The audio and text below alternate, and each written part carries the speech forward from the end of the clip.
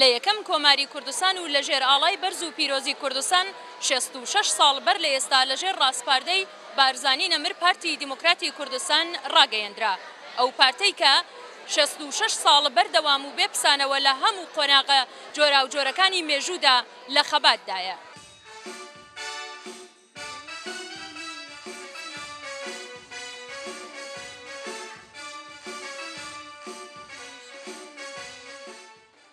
ئەی بارزانی لەگەڵتان چۆن بنار لەگەڵ لوتکەدایە، لەگەڵتان چۆن چاوت لەگەڵ سەرنجدایە، هەناست لەگەڵ سیتایە، دەنگت لەگەڵ گەروتایە، لەگەڵتان چۆن خەنجەرەکەت لەگەڵتایە، ئەی بارزانی، ئەی بارزانی.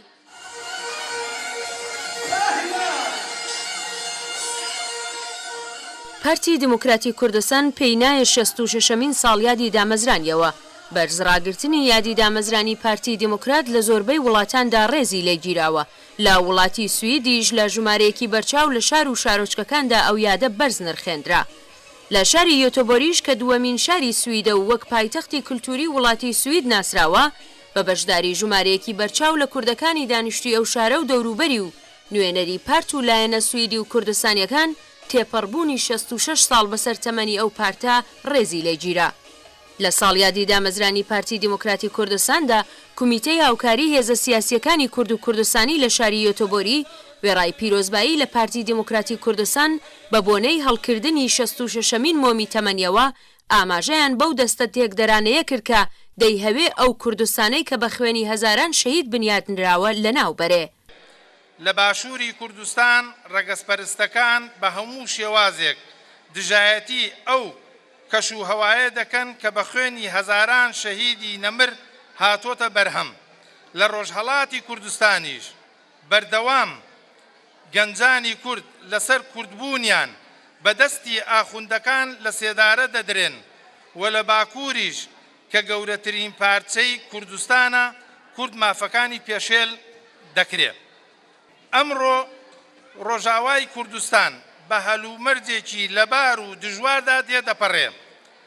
لەبارەکە گەر بێت و کورد لەو پارچەیەدا یەکدەنگ و یەک هەڵوێست و یەکگرتوو بێت. دژواریشە چونکە کورد لەلایەن دەسەڵات و ئۆپۆزیسیۆنەوە دان بە مافەکانیدا دانانرێ. پارتی دیموکراتی کوردستان لە سەرەتای دامەزراندنیەوە لە پەیوەندیەکی تەواوکاریدا خەباتی ڕزگاری خوازی کوردستانی لەگەڵ خەباتی دیموکرات خوازی لە عێراقدا لێک گرێداوە. پارتی دیموکراتی کوردستان لە سەرەتای دامەزراندنیەوە لە پەیوەندیەکی تەواوکاریدا خەباتی ڕزگاری خوازی کوردستانی لەگەڵ خەباتی دیموکرات خوازی خەڵکی عێراقدا لێک گرێداوە. سەنگەر و بارەگاکانی پێشمەرگە چیای سەرکەش و گوند و ناوچە ئازادکراوەکانی کوردستانی کردووەتە پەناگە و بنکەی هێزە سیاسی عێراقیە بەرهەڵستکارەکان. لە دایکبوونی پارتی دیموکراتی کوردستان بەرهەمی زەرورەتێکی مێژوویی بووە و هەر ئەو زەرورەتەشەکە وای کردووە لەسەر جەم قۆناغە جیاجیاکانی مێژوودا بەردەوام لە خەباتدا وەک یەکێک لە سەرەکیترین پارتەکانی کوردستان ڕۆڵی خۆی بگێڕێ و جێگایەکی دیار و بەرچاوی لە مێژووی نەتەوەی کووردا هەبێ. سەلاو لەوانەی لەم ڕۆژە خۆشە لەژێر خاک ماون، سەلاو لەوانەی لەم ئاهەنگەدا بەبێ باوک ماون، سەلاو لەوانەی زۆر بە ناچاری گریان لە چاوان، سەلاو لەو ڕۆڵە قارەمانانەی بەلەش شێواون. ئاوارە هەورامی کوردستان تیڤی یۆتۆبۆری.